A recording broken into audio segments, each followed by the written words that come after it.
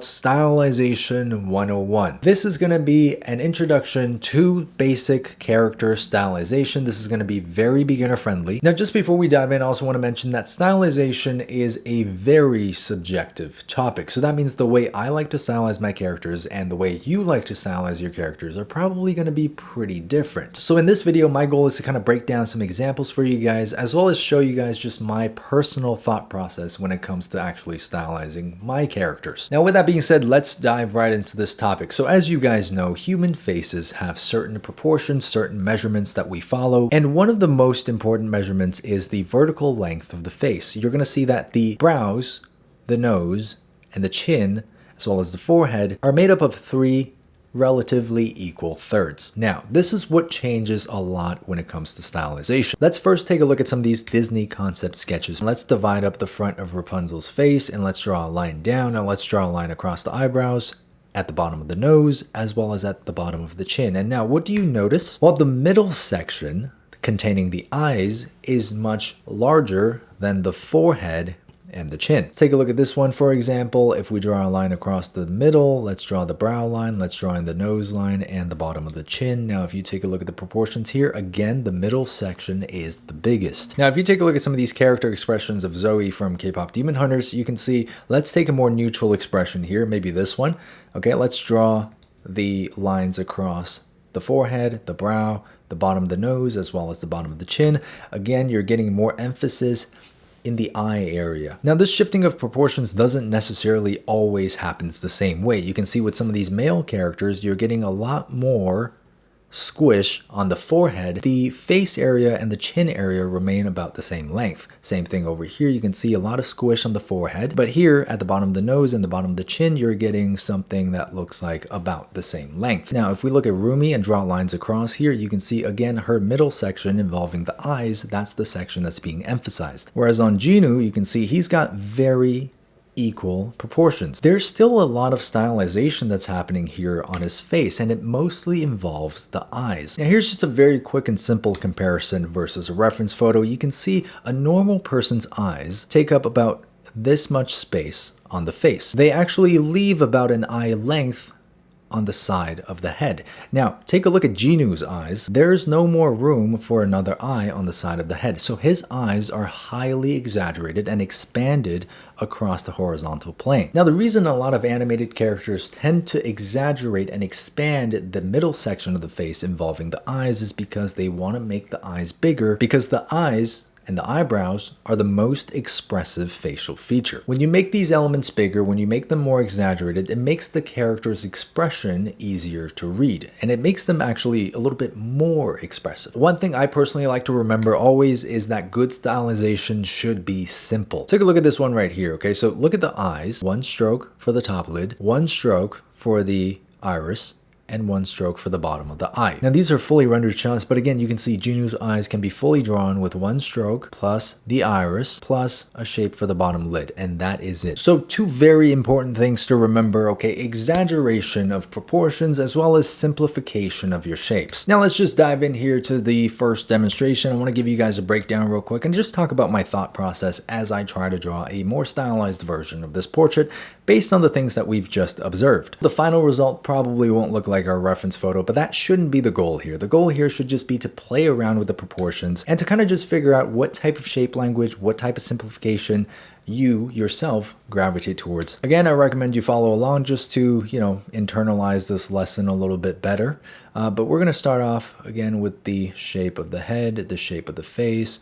There's the front of the face, and I just want to use the ear here to kind of anchor the side of the head. Okay, so there's the back, there's the ear, and then we're going to draw in the shape of the neck. A lot of stylized characters, female characters in particular, have thinner necks, and you can see the male characters have thicker necks. These are just very basic shape languages that convey a sense of masculinity versus femininity. So we're going to try to give her a thinner neck. Now for the fun part. Now we're going to outline where the hairline is going to start on this character's face. And then this is the part where you get to decide how you want to proportion your character. So for me, I think we're going to try to follow the proportional cues that we saw in some of these earlier examples, where the middle of the face is much more exaggerated and the forehead is a lot smaller. So normally you would divide this center line into 3 equal thirds, but in this case we are going to take this center line and we're going to make the forehead way smaller and make the middle section way bigger. And this is kind of the base that we're going to be working on. I'm going to start off with the hairline and just kind of use that hairline to frame the face. And the next thing I'm going to do is I'm going to add in the brows on the brow line. Again, we're using very simple and easy to understand shapes to kind of break down the eyebrows so that we don't overcomplicate things. I think that looks pretty good. Now the next thing we're going to do is we're going to draw an arch for the front of the nose. Very uncomfortable if you're used to drawing photorealistic, but this leads us all the way down to this line at the bottom. Now the next thing I want to do is I want to find the eye line and I'm going to find the shape of the eyes. Again, the eyes I'm going to keep as simple as possible. So we're going to draw one line for the upper lid here and another line on the other side for the upper lid. Okay, the next thing I want to do is add in the shape of the iris. Again, just keeping it super simple and making sure that the character looks like she's looking in one direction. So the next thing I want to do is add in the shape of the lower lid. 1, 2 lines kind of like that. And I want to just expand the shape of the iris down a little bit so that it's touching the lower lid. Now I'm going to erase away the original construction line on the outside of the face and I want to just draw in the shape of the silhouette. Now moving our way back down, I'm going to add a simple line for the nostril, just keeping it really minimal. A simple silhouette for the upper lip.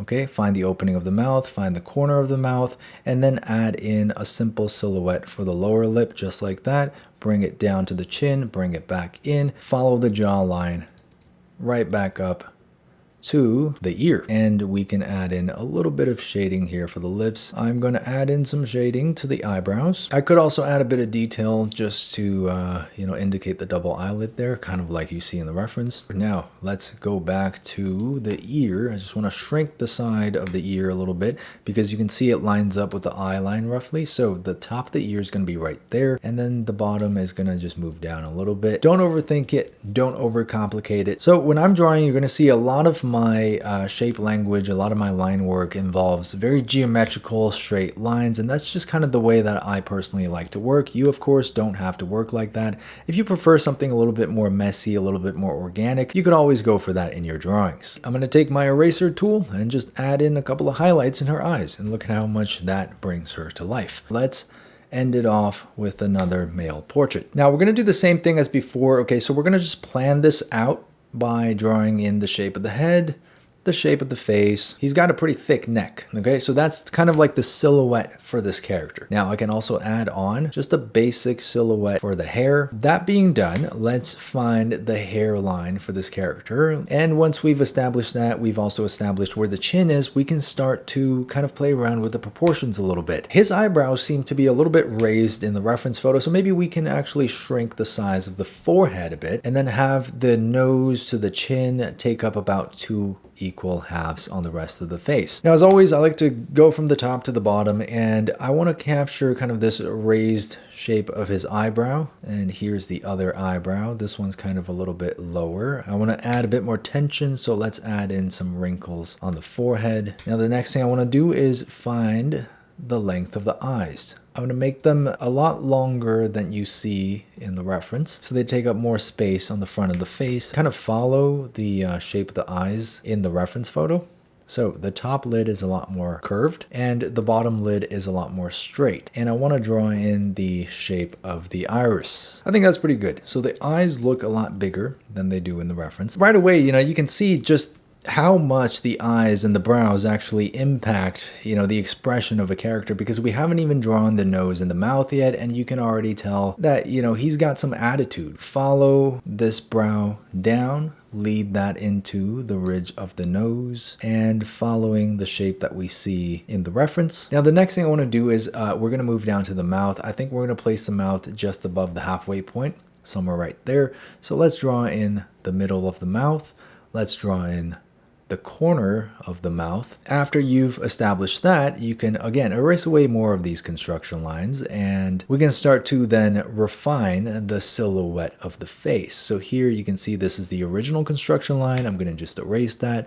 I'm going to add in bigger cheeks here, a stronger jaw there. That is going to lead down to a straight for the chin And then this line is going to lead over to this side of the jaw. That's going to lead into the ear, just like that. Now I can choose to add in the bottom lid for the eye here. We can do that maybe like that. Add in a bird for the top lip and add in a line for the bottom lip. And then we're going to just kind of cut out the shape of the ear. Next thing I want to do is I want to start adding some shape to the hair. These main shapes that kind of indicate the direction of the hair and the style of the hair. A little bit of it is going to cover the eyebrow, and then here on the other side, the hair is going to go in that same direction. So like that, and part of it is going to cover the front of the face. So there you go. Now you have a stylized version of this character. Now the stylization cues that I've used throughout this video are just kind of a general guideline, and of course they can be applied and manipulated to fit other characters as well. Stylization is very subjective, so go out there, explore, go find some references, find some artists whose styles that you like, and try to copy what they're doing. Only by experimenting do you find the things that you like, the things that you dislike, and you find kind of a visual language that you eventually gravitate towards. So hopefully this was helpful for you guys. Hopefully this kind of gives you a bit of an insight into some of the basics